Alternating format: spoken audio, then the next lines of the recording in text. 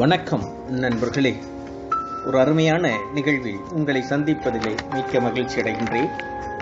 இன்று ஒரு அருமையான நிகழ்ச்சி, அந்த காலம் இந்த காலம் நிகழ்ச்சியில் உங்களை சந்திப்பதிலே மிக்க மகிழ்ச்சி. ஒரு நாளைக்கு 1 மணி நேரமாவது சும்மா இருங்கள் என்பது வாட்ஸ்அப், ஃபேஸ்புக், எல்லா இணையங்கள் மற்றும் அனைத்திலிருந்தும் எதுவுமே செய்யாமல் இருக்க வேண்டும்.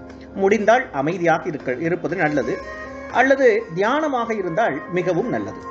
இப்படி ஒரு நாளைக்கு 1 மணி நேரமாவது சும்மா இருங்கள். 2, உங்கள் மனதுக்கு எது தோன்றினாலும் அதை 2 முறை சிந்திக்காதீர்கள். ஆனால் அது உங்களின் ஆழ் மனதிற்கு சரியாக இருக்க வேண்டும்.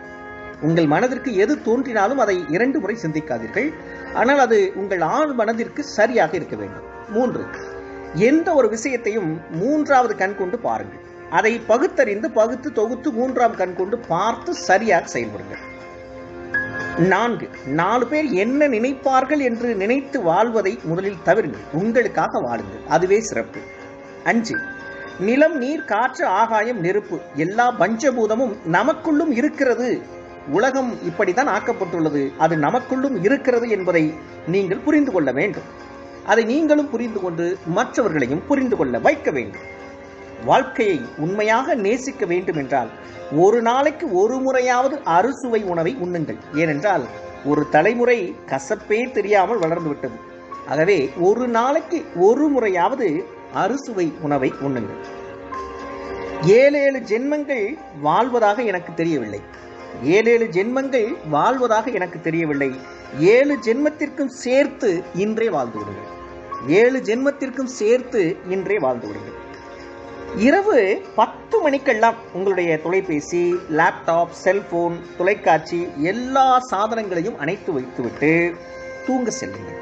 அப்பதான் நிம்மதியான உறக்கம் உங்களுக்கு கிடைக்கும்.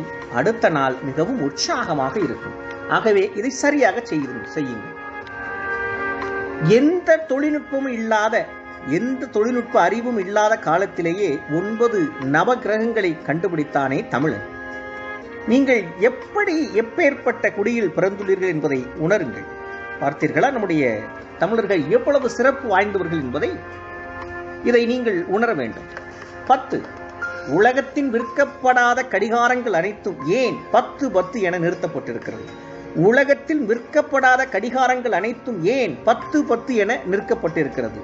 ஏன் என்று தேடுங்கள். எதற்கு என்று சிந்தியுங்கள். இந்த உலகம் யாரால் இயங்குகிறது என்பது தெரியும். உலகத்தின் மொத்த வரலாறும் உங்களுக்கு புரியும். ஆக நண்பர்களே, எனக்கு தெரிந்த வாழ்வியல் அனுபவங்களை உங்களுக்கு அந்த காலம் இந்த காலம் நிகழ்ச்சியின் மூலம் சொல்வதில் பெருமகிழ்ச்சி அடைகின்றேன். மீண்டும் ஒரு அழகிய பதிவில் உங்களை சந்திக்கும் வரை உங்களிடமிருந்து விடைபெறுவது நான் காசி. நீங்கள் என் உறவுகள். நன்றி, வணக்கம்.